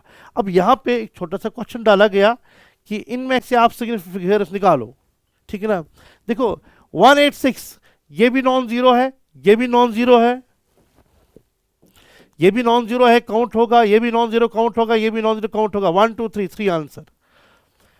10806 देखो, ये भी लिया जाएगा, ये भी लिया जाएगा, ये भी लिया जाएगा, और जो जीरोस बिटवीन नॉन जीरोस है वो भी काउंट होंगे, तो होगा 5। ठीक, देखो पांचों के 5 सिग्निफिकेंट फिगर्स है। अब ये नंबर क्या है? नंबर लेस देन 1 है। जो नंबर लेस देन 1 होगा, पहले ये तो होगा, ये भी होगा, नॉन जीरोज है। जब नंबर लेस देन 1 होगा तो डिसिमल के लेफ्ट लेफ्ट राइट से और पहले नॉन डिजिट के लेफ्ट से जो नंबर्स आता है, ये और ये काउंट नहीं होते, तो काउंट ओनली 2 होंगे। तो 2 सिग्निफिकेंट फिगर्स है। इसके बाद ये नंबर तो ग्रेटर देन 1 होगा, ठीक है। तो यहां पर ये नॉन जीरो है, काउंट होगा, नॉन जीरो काउंट होगा, नॉन जीरो काउंट होगा। ये 3 जीरोस भी काउंट होंगे बिकॉज बिटवीन नॉन जीरोस है। तो यहां पे टोटल आएंगे 6। अच्छा, 10800। अब देखो ये नंबर क्या है, यहां पे 10 लास्ट वाली ट्रेलिंग जीरोस, ये नंबर ग्रेटर देन 1 है। देखो 1 पहले है, नॉन जीरो है, 8 पहले है, नॉन जीरो है, और ये 0 बिटवीन 2 नॉन जीरोज है, ये भी काउंट होता है, ठीक है ना। रूल मैंने अभी बोला था। अब ये ट्रेलिंग जीरोज है, जब नंबर ग्रेटर देन 0 होगा, उसके जो ट्रेलिंग जीरोज, उसके जो ट्रेलिंग जीरोज है लास्ट वाले, उनको काउंट करना होता है। तो ये भी काउंट होगा, ये भी काउंट होगा, टोटल मिला के 5 है, ठीक है। अब ये नंबर जो है ये विदाउट डिसिमल है, तो लास्ट वाले 2 को काउंट कर भी सकते हैं, कर भी नहीं सकते। अगर करेंगे तो 5 मिलेगा, अगर नहीं करेंगे तो 3 ही मिलेंगे। अच्छा, पावर्स का कोई लेना देना सिग्निफिकेंट फिगर्स में है नहीं, तो यहां आएगा ये भी काउंट होगा, ये भी काउंट होगा, ये भी काउंट होगा, और ये बिटवीन नॉन जीरोज है, ये भी काउंट होगा। तो हमारे पास इसके सिग्निफिकेंट फिगर्स 4 है। Last question, what do you mean by accuracy and precision of A measurement? देखो एक्यूरेसी क्या होता है, पहले मैं डिफिनेशन लिखूंगा यहां पे।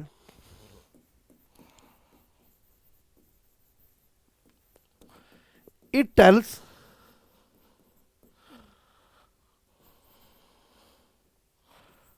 About how much observed values are close to actual या एक्यूरेट वैल्यू। और जो हमारे पास प्रिसिशन है,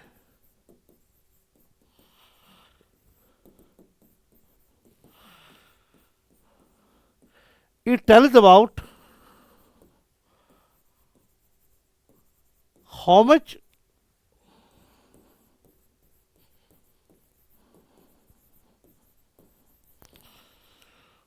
observed values are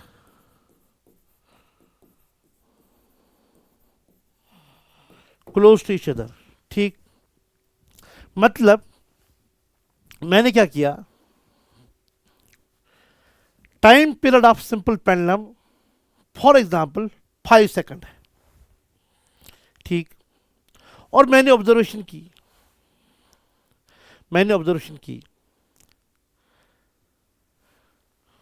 कोई भी मेजरमेंट, कोई भी ऑब्जर्वेशन 5 सेकंड के कितना क्लोज होगा वो उतना ज्यादा एक्यूरेट है।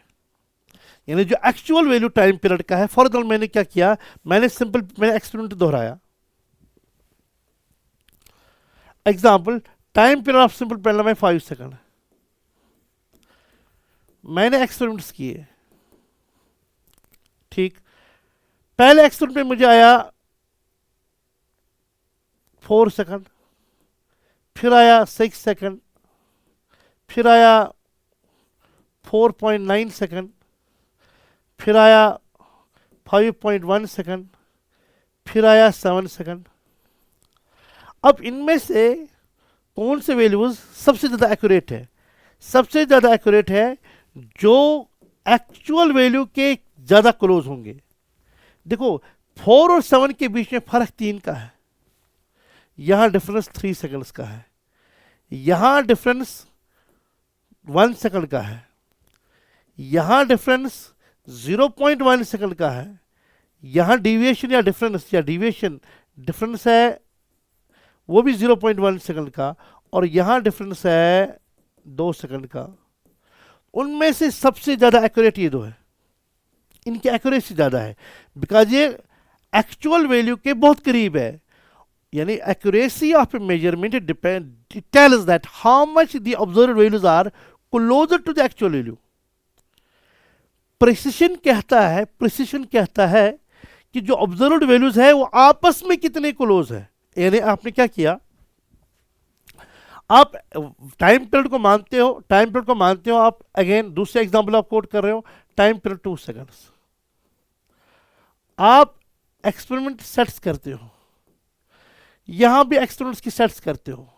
फॉर एग्जाम्पल आपको टाइम पीरियड आया यहां पे 3 सेकंड, आपको टाइम पीरियड आया 3 सेकंड, ठीक, आपको टाइम पीरियड आया आपको 8 सेकंड, फिर आया टाइम पीरियड 8.1 सेकंड, फिर आया टाइम पीरियड 8.2 सेकंड, ठीक। अब ये क्या है, ये वाले 8 सेकंड, 8.1 सेकंड, 8.2 सेकंड, ये आपस में क्लोज है, नजदीक है, ठीक है ना। और अगर मैं मानूंगा टाइम पीरियड है 3 सेकंड, टाइम पीरियड है 1 सेकंड, 3 सेकंड, ठीक, 1 सेकंड और 3 सेकंड। अब देखिएगा इस सेट और इस सेट में क्या फर्क है, 1 2 के नजदीक है, 3 2 के नजदीक है, यहां भी डिफरेंस 1 की है, यहां भी डिफरेंस 1 है, तो ठीक है ना। ये सेट ऑफ ऑब्जर्वेशन ए है, ये सेट ऑफ ऑब्जर्वेशन बी है, तो ये भी 1 तो 1 और 2 में फर्क है 1 का, और 3 और 2 में फर्क है 1 का। देखो 8 और 2 में 6 का फर्क है, 8.1 और 2 में 6.1 का फर्क है, 8.2 और 2 में 6.2 का फर्क है। इसका मतलब है जो ए है ना, अगर आपको दोनों में बोलना एक्यूरेसी किन की ज्यादा है, एक्यूरेसी हो गया observed values exact value, actual value के कितने करीब है, ये वैल्यूज तो इससे दूर है और ये वैल्यूज इसके नजदीक है, तो एक्यूरेसी बी की ज्यादा है एज कंपेयर टू ए। लेकिन अगर आपको प्रिसिशन बोलना है, प्रिसिशन हो गया ऑब्जर्व्ड वैल्यूज आपस में कितने करीब है, ये आपस में करीब है, यहाँ पे फर्क 1.1, देखो 8 और 8.1 में फर्क है 0.1, 8.1 और 8.2 में फर्क है 0.1, तो यहाँ पर 1 और 2 में फर्क है, 1 और 3 में फर्क है 2 की, यहाँ डिफरेंस आपस में 2 की है, यहाँ डिफरेंस आपस में 0.1 0.2 की ऐसी निकलती है। इसका मतलब है ये आपस में क्लोजर है एज कम्पेयर टू दीज। तो इसका मतलब है जो हमारे पास प्रिसिशन है, प्रिसिशन का ए का ज्यादा है एज कम्पेयर टू बी, यानी ये वैल्यूज आपस में क्लोज है, इनका प्रिसिशन ज्यादा है। ये और बात है ये एक्चुअल वैल्यू से बहुत दूर है, ठीक है ना। तो आपस में वैल्यूज का क्लोज होना मीन्स इनका प्रिसिशन ज्यादा है। वो एग्जैक्ट वैल्यू के कितने नजदीक हो, उनकी एक्यूरेसी कितनी हो, उसके साथ उनका कोई रिलेशन है ही नहीं। जो आपस में क्लोजर होंगे यानी प्रिसाइज होंगे, वो एक्यूरेट हो भी सकते और होने भी सकते हैं। इसका मतलब यह है एक्यूरेसी है, precision has nothing to do with accuracy, ये अलग अलग बातें हैं।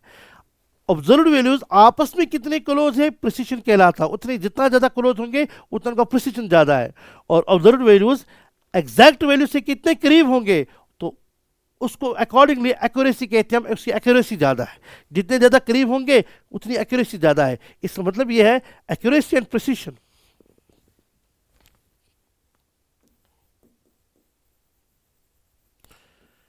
Accuracy and precision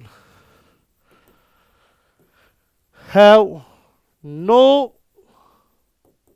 relation with each other, कोई भी रिलेशन नहीं है। यानी इसका मतलब है जो एक्यूरेट, जिनकी एक्यूरेसी ज्यादा है उनका प्रिसिशन ज्यादा हो सकता है, लेकिन उनका प्रिसिशन कम भी हो सकता है।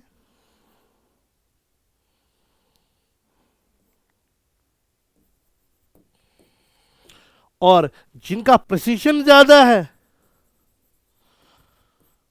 उनकी एक्यूरेसी ज्यादा भी हो सकती है और उनकी एक्यूरेसी कम भी हो सकती है, ठीक है। तो इसके साथ हमारा ये चैप्टर कंक्लूड हुआ।